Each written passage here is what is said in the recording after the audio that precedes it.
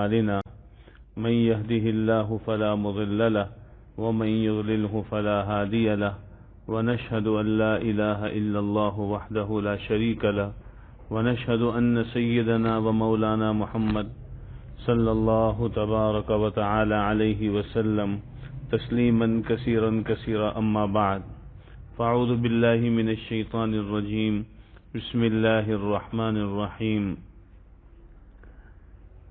اتل ما اوحي اليك من الكتاب واقم الصلاة ان الصلاة تنهى عن الفحشاء والمنكر ولذكر الله اکبر صدق اللہ العظیم۔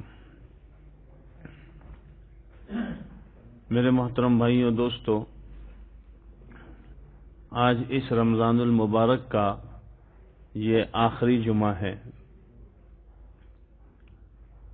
اور یہ آخری جمعہ اللہ کی طرف سے گویا جو نعمتیں مل رہی ہوتی ہیں تو اس جمعے میں اور نعمتیں بھی بڑھ جاتی ہیں، لیکن اس کا یہ مطلب نہیں ہے کہ اس کو ہم جمعۃ الوداع سمجھ لیں، جیسا کہ عوام میں مشہور ہے۔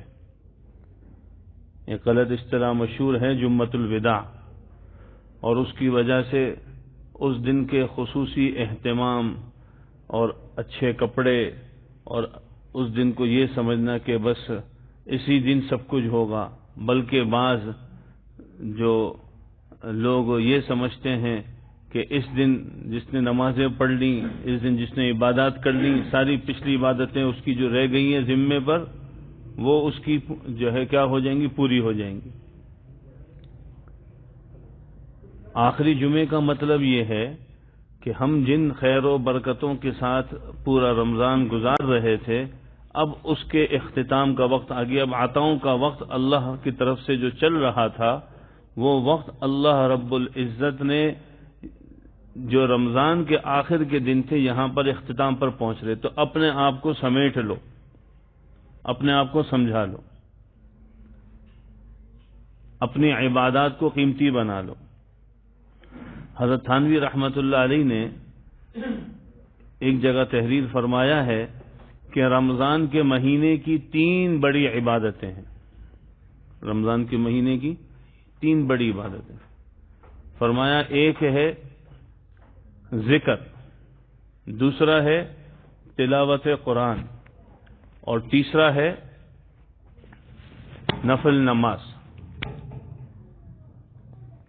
ذکر، تلاوت قرآن اور نفل نماز۔ حضرت فرماتے ہیں کہ اپنے زمانے کے اعتبار سے حضرت فرما رہے ہیں کہ میں نے یہ دیکھا ہے کہ لوگوں نے اپنے لیے صرف ایک ہی عبادت کو لازم کر لیا، اور وہ ہے ذکر۔ نہ نوافل کا اہتمام ہے نہ تلاوت کا۔ اور ہم نے اپنے حضرت واصف منظور صاحب رحمۃ اللہ علیہ کو یہ بات کہتے ہوئے سنا، جو اس سے آگے کی میں بات عرض کر رہا ہوں، اور چونکہ ہمارا تعلق کراچی والوں سے ہے نا، تو کراچی کے حوالے سے حضرت کا وہ جملہ مشہور ہے کہ کراچی والوں نے عبادت کا جو وقت سمجھا ہے وہ رات 12 بجے کے بعد سمجھا۔ وہ سمجھتے ہیں کہ رات شروع کب ہوتی ہے؟ 12 بجے۔ طاق راتوں میں مسجد میں آئیں گے، کب عبادت کریں گے؟ 12 بجے۔ جو اعتکاف میں بیٹھا ہوا ہے وہ کب عبادت کرے گا؟ رات 12 بجے۔ اس کو کہو کہ بھائی رات ہو گئی، مغرب کی وقت کہتا ہے رات کو کریں گے، عشاء کے بعد کہتا ہے رات کو کریں گے۔ حضرت فرماتے ہیں کہ رات تو مغرب سے شروع ہو گئی ہے۔ ثم اتموا الصیام الی اللیل، جب روزہ پورا کرتے ہیں تو صبح سے لے کر رات تک، تو رات قرآن کریم نے مغرب کو فرمایا ہے۔ غروب آفتاب ہو گیا تو اب رات شروع ہو گئی۔ تو اب ہم یہ اپنے بارے میں غور کریں کہ ان 3 اعمال میں ہم نے کون سی کمی کوتاہی کی اور کون سی ہم نے اس کے اندر تکمیل کی۔ ہمارے حضرت واصف منظور صاحب رحمۃ اللہ علیہ فرماتے تھے کہ رمضان کا حق ہے کہ کم سے کم ایک قرآن رمضان میں ختم کیا جائے، کم سے کم۔ فرماتے تھے کہ ایک قرآن تراویح میں ختم کرو اور ایک قرآن بغیر تراویح کے ختم کرو۔ فرماتے تھے کہ اعتکاف میں بیٹھنے والا کم سے کم ایک قرآن ختم کر کے اٹھے، روزانہ کی بنیاد پر جو ذکر اذکار کرتا ہے، یعنی سوئم کلمہ ہے، تیسرا کلمہ ہے، درود شریف ہے، استغفار ہے، اس کی مقدار کو بڑھا دے، دعا کی مقدار کو بڑھا دے۔ حضرت مولانا محمد الیاس صاحب کاندھلوی رحمۃ اللہ علیہ فرماتے تھے کہ تہجد کے وقت میں رات کو میں نے اللہ کی عبادت میں 4 اعمال ایسے پائے جس میں انتہائی مجھے حلاوت محسوس ہوئی، لذت محسوس ہوئی۔ تہجد کے 4 اعمال۔ اب ہم میں سے ہر آدمی تہجد میں تو اٹھ رہا ہے نا، سحری کے بغیر تو کوئی بھی نہیں سو رہا۔ فرماتے تھے کہ عام دنوں میں 4 اعمال میں حلاوت پائی تو سوچنے کی بات ہے رمضان میں کتنی حلاوت بڑھ جاتی۔ 4 اعمال کیا تھے؟ ایک فرمایا لمبی لمبی رکعتیں پڑھنا، دوسرا فرمایا کہ دیکھ کر قرآن کریم کا پڑھنا، تیسرا فرمایا کہ ذکر کرنا، اور چوتھا فرمایا اللہ سے رو رو کر دعا مانگنا۔ ہم نے اپنے بڑوں سے یہ بات سنی، اپنے اکابر سے بارہا یہ بات سنی کہ رمضان کا جو مہینہ ہے یہ مسلمانوں کے لیے من حیث الفرد، یعنی انفرادی طور پر، یعنی اجتماعی طور پر سب کے لیے، ہر فرد کے اعتبار سے یہ گویا کہ ایسا ہے جیسا کہ ٹیوننگ سینٹر ہے، آدمی کی پوری تربیت ہوتی ہے۔ اور رمضان کا اللہ نے عبادات کے ساتھ جوڑ رکھا ہے، رمضان کا عبادات کے ساتھ اللہ نے جوڑ رکھا ہے۔ اچھا، اس میں کون کون سی عبادتیں ہیں؟ اس میں اللہ نے ساری عبادتیں جمع کر دی، یعنی اللہ رب العزت نے تمام مہینوں کے اعتبار سے جو افضل مہینہ بنایا وہ رمضان کا بنایا۔ تو قرآن کریم کا نزول بھی اسی مہینے میں ہوا، اور غزوہ بدر بھی اسی مہینے میں ہوا، جو اسلام کا پہلا غزوہ ہے وہ بھی اسی مہینے میں، اور جو فتح مکہ ہے اسلام کا سب سے اعلیٰ جو غزوہ ہے جس میں اللہ نے اسلام کو فتوحات دی، وہ بھی اسی مہینے میں ہوا۔ تو اس مہینے میں عبادات کو اللہ نے جمع کر دیا۔ کون کون سی عبادات ہیں؟ سب سے پہلی عبادت ہے قلبی عبادت، دل کی عبادت۔ عام دنوں میں کیا جمعے میں اتنے نمازی آ جاتے ہیں؟ تراویح میں جو لوگ رات کو کھڑے ہوتے ہیں اتنے عام دنوں میں کھڑے ہوتے ہیں؟ مساجد خود بخود بڑھ جاتی، دل خود متوجہ ہوتا ہے کہ میں اللہ کی عبادت کروں، اللہ تعالیٰ دلوں کو متوجہ فرما دیتے ہیں۔ اور ایک بات بہت ہی اہمیت کے ساتھ جو بیان کی جاتی ہے اس کو وہیں تک بیان کریں، اس کے آگے ایک بات نہ جوڑیں جو مجھے یاد آ گئی۔ یہ جو دل متوجہ ہوتا ہے اس کی وجہ یہ ہوتی ہے کہ شیطان اور شیطان جو بڑے شیطان ہیں ان کے اثرات جو ہے نا بند کر دیے جاتے ہیں۔ تو جو دل پر جو پرچھائیاں پڑ رہی ہوتی ہیں وہ پرچھائیاں کیا ہو جاتی ہیں؟ بند ہو جاتی ہیں، کم ہو جاتی ہیں۔ باقی نفس تو موجود ہے، ماحول میں تو بے دینی 11 مہینے بے دینی میں گزار کر آ رہا ہے، نفس تو ساتھ لگا ہوا ہے۔ لیکن عجیب یہ ہے، یہ ہمارے ہاتھ میں جو ایک چھوٹا سا موبائل فون آ گیا نا، بس جس کو جو جی میں اٹھا کے کہہ دیا اور لکھ دیا، تو رمضان شروع ہوتا ہے تو یہ ایک میسج آج کل چلنے لگا ہے کہ دیکھو ابلیس تو بند ہو گیا، ابلیس نے اپنے چیلے چھوڑ دیے۔ پھر مختلف دکانداروں پر، تاجروں پر، کاروباریوں پر، صنعتکاروں پر، مال والوں پر پھر تانے کسے جاتے ہیں کہ دیکھو شیطان کے چیلے، دیکھو یہ یوں لوٹیں گے، یہ یوں کریں گے، یہ یوں کریں گے۔ یہ تو کئی روایات میں نہیں ہے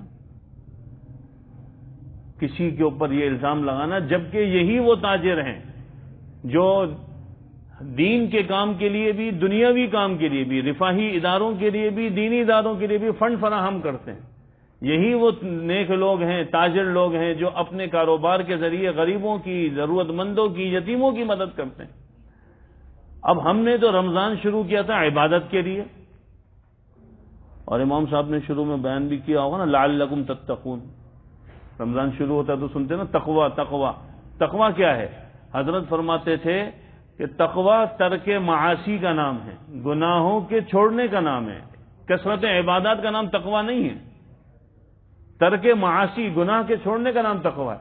اور دل کیا گناہ کر رہا ہے؟ کہہ رہے ہیں شیطان بنے، یہ سارے شیطان بنے ہیں، پورا رمضان اس کیفیت سے گزر رہا ہے۔ لوگوں سے بدگمان ہیں، بدظن ہیں اور ان کے لیے طرح طرح کے غلط خیالات ہیں. اس لیے ہمارے حضرت رحمت اللہ علیہ فرماتے تھے کہ رمضان کے مہینے میں 3 کام کرو. سب سے پہلی چیز تو یہ ہے کہ خوب عبادت کرو اور گناہ سے بچتے رہو. اگر تم سے نفلی عبادات زیادہ نہیں ہوتی تو نمبر 2 تو تم فرض عبادات کرو اور گناہ سے بچتے رہو. اور فرماتے تھے کہ اگر تمہارے سے بہت زیادہ گناہوں سے بچا نہیں جاتا، انسان ہے طبیعت گناہ کی طرف لپکتی ہے.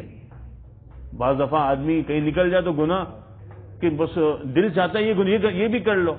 تو فرماتے تھے کہ عبادات کرو اور سو جاؤ.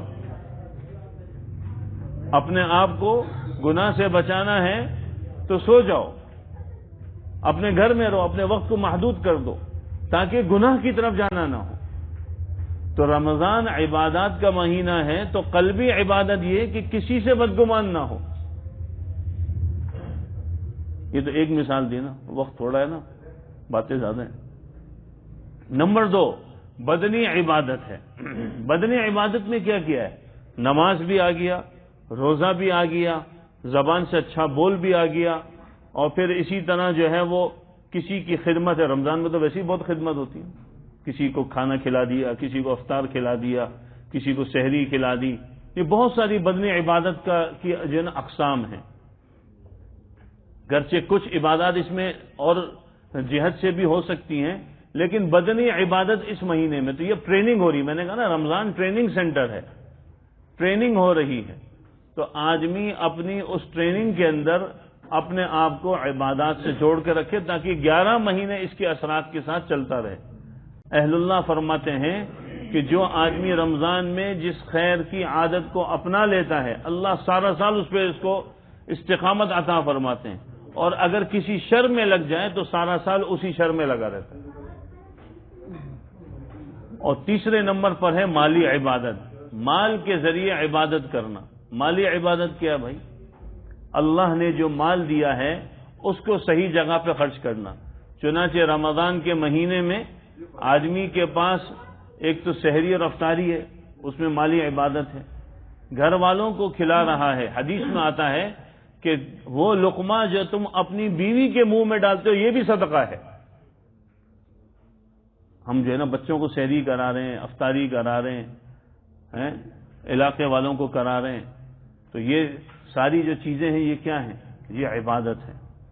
اور ساتھ میں رمضان میں دوسروں کی بھی خیر خواہی کرنا اور پھر صدقہ فطر کا نکالنا جو ہر اس فرد پر لازم ہے جو صاحب نصاب ہو، جس کے پاس 52.5 تولہ چاندی یا اس کی مالیت کے بقدر ضرورت سے زائد سامان بھی ہے، گرچہ سونا چاندی بھی نہ ہو، اور وہ عاقل بالغ مسلمان ہیں، روزے رکھے ہوں یا نہ رکھے ہوں، اس پر خود بھی اور اس کے نابالغ بچوں کا صدقہ فطر لازم ہے. اور حضرت عبداللہ بن عمر رضی اللہ عنہ کا معمول تھا کہ رمضان ختم ہونے سے 2 دن پہلے صدقہ فطر نکال لیا کرتے تھے.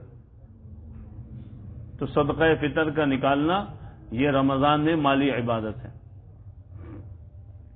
اور تیسرے یعنی یہ تو 3 عبادت ہو گئی. چوتھے نمبر پر اس رمضان میں جو ہمیں چیز سیکھنے کی ضرورت تھی، اب تو اختتام پر پہنچ گئے ہیں تو وہ بھی عرض کر دیتا ہوں، اور وہ ہے سادگی کا اختیار کرنا. یہاں تو ماشاءاللہ ایسا ماحول نہیں ہے کہ کوئی یہ نہ سمجھے کہ ہمارے لیے کہا جا رہا ہے. نہیں، جب بات کی جاتی ہے وہ بطور ترغیب اور مذاکرے کی ہوتی ہے تاکہ ہم اس بات کو اوروں کو متوجہ کریں. بہت ساری جگہوں پر یہ بات دیکھی گئی. ہم نے اپنے کراچی میں یہ بہت دیکھا، یہاں پر بھی ہوتا ہوگا. ہمارے حضرت واصف منظور صاحب رحمۃ اللہ علیہ اس پہ بہت زیادہ تنبیہ فرماتے تھے کہ رمضان کے مہینے میں مسجدوں کو تفریح گاہ نہ بناؤ، پکنک پوائنٹ نہ بناؤ. اعتکاف ہوتا ہے تو جناب اعتکاف میں رات کو کھانے کے لیے لمبے دسترخوان لگ رہے ہیں، سارے لوگ مل کر آ رہے ہیں، محلے والے، اور پارٹیاں چل رہی ہیں اور طرح طرح کے کھانے آ رہے ہیں. اور اعتکاف کی راتوں میں جو ہے وہ جناب جو ہے وہ باقاعدہ پروگرام بن رہے ہیں، اور جو اعتکاف میں بیٹھا ہوا ہے وہ اپنے دوستوں کو کہتا ہے کہ بھائی آج یہ لے کر آنا اور آج یہ لے کر آنا، آج یہ لے کر آنا. یعنی مسجد جو ہے وہ ایک پکنک پوائنٹ بن جاتی. اور اسی طرح جو خواتین اعتکاف میں بیٹھتی ہیں تو ان کا حال یہ ہوتا ہے کہ وہاں پر بھی باقاعدہ پروگرام ہو رہے ہوتے ہیں.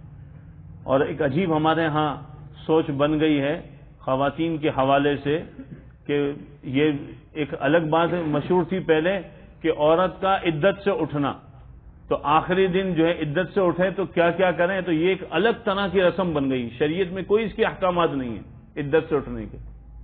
بھائی نماز پڑھ کے سلام پھیر کے جب اٹھتے ہیں تو کوئی ہم کچھ کرتے ہیں کہ بھائی نماز سے اٹھ رہے ہیں؟ کبھی سنا ہے؟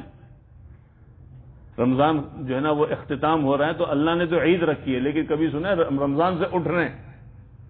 بھائی عدت اس کے ذمے تھی، اس نے حق پورا کیا، اللہ کا حق ادا کیا اور وہ سوگ منایا تو بس ٹھیک ہے، عدت ختم. اب کہتے ہیں اعتکاف سے اٹھ رہی ہے تو کچھ کرنا ہے. اس کے احکامات ہم سے لوگ مسئلے پوچھیں، مفتی صاحب ذرا بتائیں کہ اعتکاف سے اٹھنے کے احکامات کیا ہیں. میں نے کہا یہ اعتکاف سے اٹھنے کے احکامات کیا ہوتے ہیں؟ بھائی کوئی حکم نہیں ہے. اور پھر جناب ماشاءاللہ گھروں میں مہمان آ رہے ہیں اور پھر مہمان میں مرد بھی ہیں، عورتیں بھی ہیں، محرم بھی ہیں، نامحرم بھی ہیں، اور ایک پورا منظر بنا ہوا ہے. اور وہ کرنے والے کون ہیں؟ وہ میرے اور آپ کی طرح کے نمازی لوگ ہیں. بھائی مسجد میں کون آتا ہے؟ جو دیندار ہوتا ہے، جو ایمان والا ہوتا ہے. ہم تو اپنوں کو رو رہے ہیں، ہم اوروں کو تھوڑی رو رہے ہیں. اعتکاف میں کون بیٹھے گا؟ جو نماز نہیں پڑھتا اعتکاف میں تھوڑی بیٹھے گا. اعتکاف میں بیٹھے گا وہ یا وہ خاتون بیٹھے گی جو نماز کا اہتمام کرتی ہے، جو عبادات کرتی ہے، جس نے روزے رکھے ہیں، جو زکوٰۃ دیتے ہیں، جو حج کرتے ہیں. اب اعتکاف سے اٹھنے کے مسائل پوچھے جا رہے ہیں. تو اپنے رمضان کو سادہ بنائیں، سادگی کے ساتھ کریں. اسی طرح ختم قرآن کی تقریبیں ہوتی ہیں. ختم قرآن کی تقریبیں اتنی مہنگی ہونے لگی ہیں اور اس کے بھی ایسے بڑے بڑے پروگرام ہونے لگے ہیں کہ جو چھوٹے لوگ ہوتے ہیں مالی اعتبار سے وہ یہ سوچتے ہیں کہ ہم تو ختم قرآن کر ہی نہیں سکتے کیونکہ اتنے لوازمات تو ہمارے بس میں نہیں ہیں. ہمارے حضرت رحمت اللہ علیہ فرماتے تھے کہ اللہ نے دین کو آسان بنایا ہے، اس کو اس کی آسانی کے ساتھ چلنے دو، سادگی کے ساتھ چلنے دو، اس کو مشکل نہ بناؤ. تو یہ رمضان کا مہینہ، یہ بہت ساری چیزیں جو میں نے عرض کر دی مختصر انداز میں، یہ آپ کے سامنے اسی لیے عرض کی تاکہ ہم اپنے آپ کو ان عبادات کے ساتھ جوڑیں اور جو غلطیاں ہیں اس سے اجتناب کریں. رمضان کا مطلب ہی یہی ہے، لعلکم تتقون، غلط چیزوں سے بچنا. جب غلط سے بچیں گے تو جو اچھی چیزیں وہ زندگی میں بھریں گے. حضرت تھانوی رحمت اللہ علیہ کی جو میں نے ابتدا میں بات ذکر کی، حضرت فرماتے ہیں کہ رمضان کے اندر 3 بڑی عبادتیں ہیں، ذکر، تلاوت اور نفل نمازیں. فرماتے ہیں قرآن کریم کی ایک آیت میں اللہ نے تینوں کو جمع کر لیا. اور کون سی آیت جو میں نے شروع میں پڑھی؟ اتل ما اوحی الیک من الکتاب واقم الصلاۃ ان الصلاۃ تنہی عن الفحشاء والمنکر ولذکر اللہ اکبر. یہ تینوں عبادتیں اللہ نے جمع کر دی. تو یہ رمضان کا مہینہ ہمارے پاس سے جا رہا ہے. ہم نے جو کچھ کیا بہت اچھی بات ہے، جو کمی رہ گئی اس پر توبہ استغفار ہو، اللہ سے مانگنا ہو. اور عید پہ اچھا جوڑا پہننا، گھر والوں کو اچھا لباس پہنانا، یہ باقاعدہ اس کا حکم ہے، یہ سنت ہے. صاف ستھرے لباس ہو، عمدہ لباس ہو. عید منانی ہے، اللہ کی طرف سے عید ہے. تو جائز درجے میں رہتے ہوئے جو اخراجات ہیں وہ بھی کرنے چاہیے، اس کو بھی عبادت سمجھ کے کریں. جیسا کہ عرض کیا نا کہ بیوی کے منہ میں لقمہ ڈالنا یہ بھی جو ہے کیا ہے؟ صدقہ ہے. تو جو جائز اس کی ضرورت ہے اس ضرورت کو بھی پورا کرنا ہے، اس سے کوئی انکار نہیں ہے. لیکن اس میں بھی اسراف نہ ہو، فضول خرچی نہ ہو. اور قرآن کریم نے اسراف کا لفظ بھی ذکر کیا ہے اور ایک دوسرا لفظ اس سے بڑھ کر ذکر کیا ہے، تبذیر. کیونکہ جب خرچہ کرنے پہ آتے ہیں نا تو دل کہتا ہے اور کرو اور کرو، پھر آگے نکل جاتے ہیں. دونوں میں فرق ہے. اسراف سے بھی منع کیا ہے، تبذیر سے بھی منع کیا. بلکہ تبذیر کے متعلق فرمایا کہ ان المبذرین کانوا اخوان الشیاطین، کہ تبذیر کرنے والے شیطان کے بھائی ہیں. تو اسراف کیا ہے اور تبذیر کیا ہے؟ اسراف کہتے ہیں ضرورت کی جگہ پر زیادہ خرچہ کرنا، فضول خرچی کرنا. ضرورت کی جگہ پہ زیادہ خرچہ کرنا یہ اسراف ہے. اور تبذیر کیا ہے؟ بلا ضرورت کسی جگہ پر خرچہ کرنا یہ تبذیر ہے، یہ شیطان کے بھائی. ہم ذرا غور کریں کتنا اسراف ہے زندگی میں اور کتنا تبذیر ہے. ہر آدمی غور کریں، ہر آدمی کی الگ نوعیت ہے، ہر آدمی کی الگ جہت ہے. تو جب اللہ رب العزت نے ہمیں یہ مال دیا ہے، یہ جان دی ہے، یہ صلاحیتیں دی ہیں، یہ ہمارے اللہ رب العزت نے اوقات رکھے ہیں، وقت بھی مستقل ایک نعمت ہے. تو کہاں کہاں پر اس میں ہم کوتاہی کر رہے ہیں، اس کو آدمی دیکھنے کی کوشش کرے. اپنے اوقات کو آدمی قیمتی بنائے. رمضان کی آخری ساعتیں رہ گئی، اپنے لیے بھی مانگیں، امت کے لیے مانگیں. حضرت مولانا محمد احسان صاحب دامت برکاتہم ایک بات اکثر روتے ہوئے فرماتے ہیں کہ مسلمانوں کو پہلے مسلمانوں نے لوٹا، پھر مسلمانوں کو غیروں نے لوٹا. مسلمانوں کو پہلے مسلمانوں نے بے عزت کیا، پھر مسلمانوں کو غیروں نے بے عزت کیا. مسلمانوں کی ماؤں بہنوں کو پہلے مسلمانوں نے جو ہے وہ تکلیفیں پہنچائی، ان کی عزتوں سے کھیلا، پھر غیروں نے مسلمانوں کی ماؤں بہنوں کی عزتوں سے کھیلا. آج اس وقت رمضان کے مہینے میں ہم اپنے ان مسلمان بھائیوں کو بھی دعاؤں میں یاد رکھیں جو اس وقت حالات کا شکار ہیں، پاکستان میں ہوں، پاکستان سے باہر ہوں، اور اسی طرح جو مختلف ملکوں کے حالات سن رہے ہیں. فلسطین کے تو حالات ہمارے سامنے اس رمضان آ گئے، پتہ نہیں اور کتنے ملکوں میں ایسے حالات چل رہے ہیں. بہت سارے ملکوں کے تو حالات سامنے نہیں ہیں. تو اللہ سے دعا مانگے تو امتی بن کے مانگے، تاجر بن کے نہ مانگے، وہ بھی مانگنی ہے دعا. یا جو ہے وہ اپنی ذات کے لیے صرف نہ مانگے، وہ بھی مانگنی ہے، لیکن صرف اپنی ذات کے لیے نہ مانگے. پوری امت کو سامنے رکھ کر اللہ سے دعا مانگیں، اللہ سے مسئلوں کو حل کروائیں کہ یا اللہ اس وقت امت میں جو حالات ہیں ان حالات کو یا اللہ تو دور فرما. ہمارے سے ممکن ہے، ہم اپنی ذات سے کر سکتے ہیں تو بہت اچھی بات ہے کہ ہم اپنے آپ کو اپنے ان یعنی مسلمان بھائیوں کے لیے مال سے امداد کریں. مال نہیں ہے تو کم سے کم دعاؤں سے تو امداد کریں. اور یہ جو ایک غلط بات کہی جاتی ہے، میں آخر میں یہ بھی عرض کروں، چونکہ سوشل میڈیا سے سب جڑے ہوئے ہیں، ہر ایک کے پاس فون موجود ہے، تو یہ کہا جاتا ہے کہ اگر مسلمان حق پر ہیں تو یہ حالات میں کیوں آئے ہیں، کیوں پس رہے ہیں. تو یہ حالات آنے کا مطلب سمجھتے ہیں کہ جو ہے وہ یہ مسلمان حق پہ نہیں ہے، جبھی ان پر حالات ہیں. اسلام کی تاریخ یہ بتاتی ہے، نبیوں کی تاریخ یہ بتاتی ہے، صحابہ کی تاریخ یہ بتاتی ہے کہ اللہ رب العزت کے جو مقرب بندے ہوتے ہیں ان پر یہ حالات آتے ہیں. اشد بلاء الانبیاء ثم الانبیاء احسب الناس ان يتركوا ان يقولوا آمنا وهم لا يفتنون.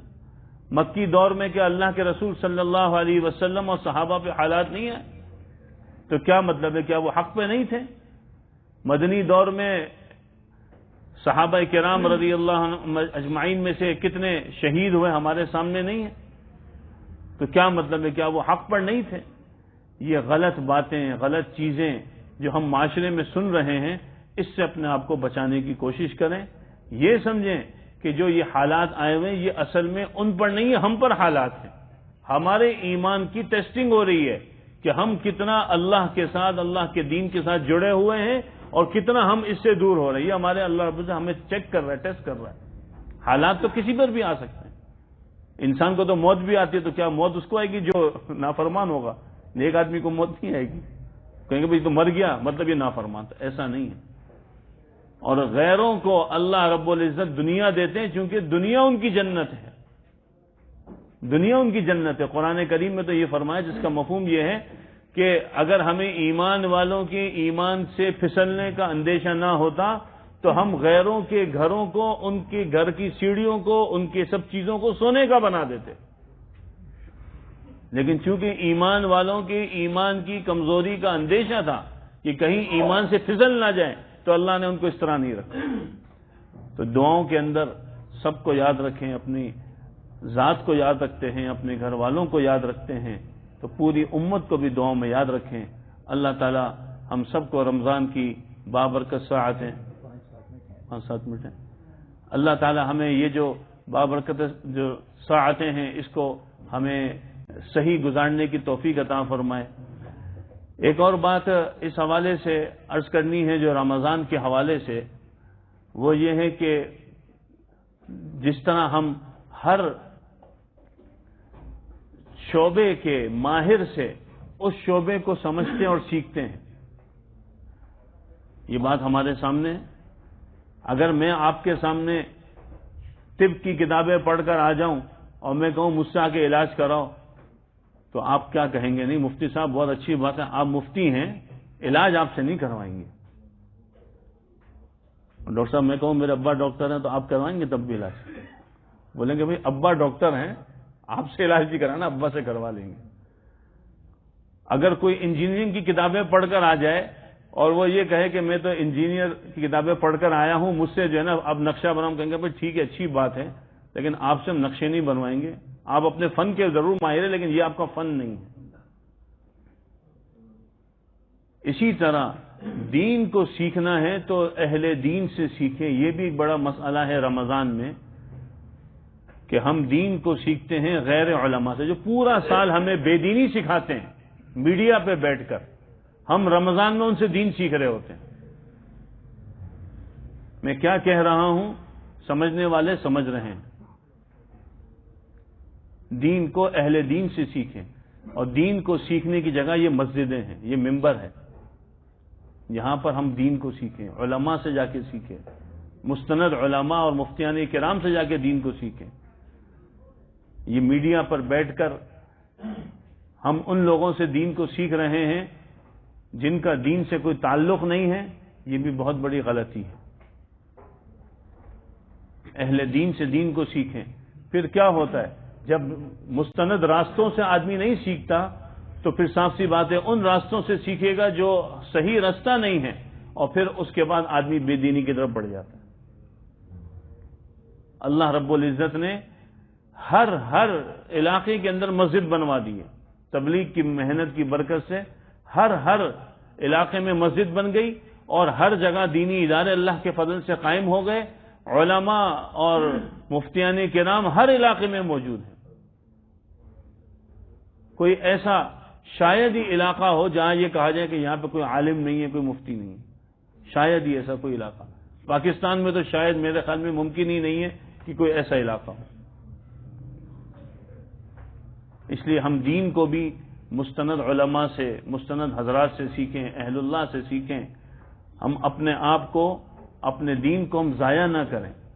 رمضان کے مہینے میں یہ بھی بہت زیادہ مسائل ہوتے ہیں کہ آدمی جو ہے وہ ایسی جگہ سے دین سیکھنے کی کوشش کر رہا ہوتا ہے جہاں پر دین سکھایا نہیں جا رہا ہوتا، اور پھر آدمی کی جو ہے نا سوچ غلط بننا شروع ہو جاتی۔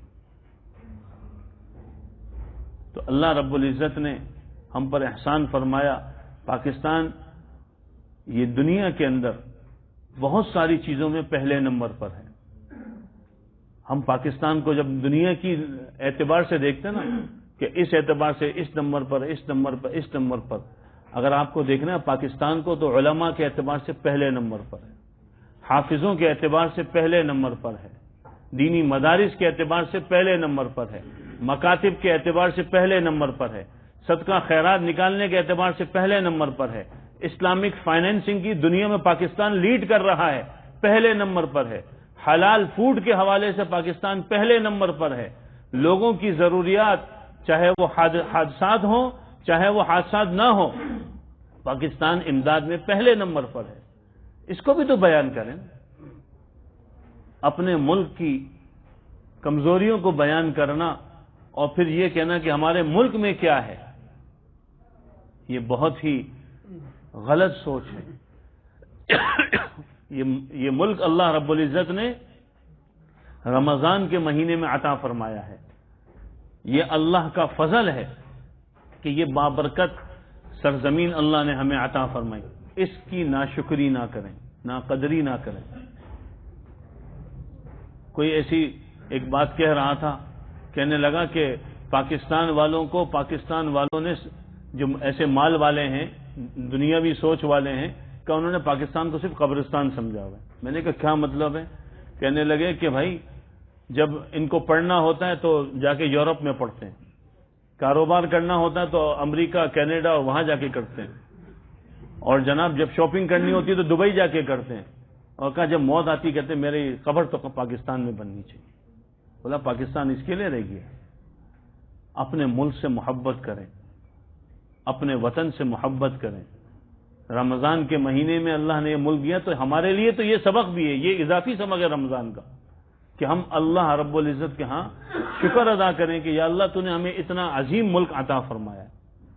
تو اپنے ملک کو ہم کمزور نہ کریں، اپنے ملک کی جو ہے محبت پیدا کریں، ناشکری کے بول نہ بولیں کہ یہاں ہے کیا، یہاں پہ ملتا کیا ہے۔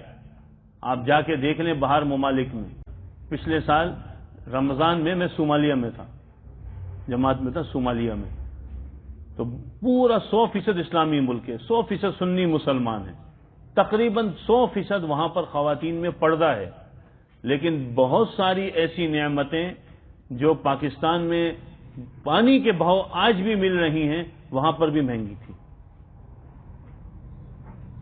حیران تھا کہ یار اتنی نعمتیں اس سے زیادہ تو پاکستان میں اتنے میں مل جاتی ہیں، تو اور جو ہے کیا حال ہوگا۔ ہم اپنے ملک کو کمتر نہ سمجھیں۔ اللہ رب العزت نے یہ ملک دیا ہے، اس پہ جو حالات ہیں اس کی وجہ ہماری ناشکری ہے۔ لَإِن شَكَرْتُمْ لَأَزِيدَنَّكُمْ وَلَإِن كَفَرْتُمْ إِنَّ عَذَابِي لَشَدِيدٌ۔ اللہ تعالیٰ فرمانے اگر تم شکر کرو گے تو میں نعمتوں میں اضافہ کروں گا، ناشکری کرو گے تو میرا عذاب سخت ہے۔ تو ہم سب جس کیفیت سے گزر رہے ہوتے ہیں دن بھر، اس کی وجہ کیا؟ ہماری ناشکری ہے۔ تو رمضان کے مہینے میں اس ناشکری کو بھی ختم کرنے کی کوشش کریں گے نا انشاءاللہ۔ اللہ تعالی ہم سب کو عمل کی توفیق عطا فرمائے۔ وآخر دعوانا الحمد للہ رب العالمین۔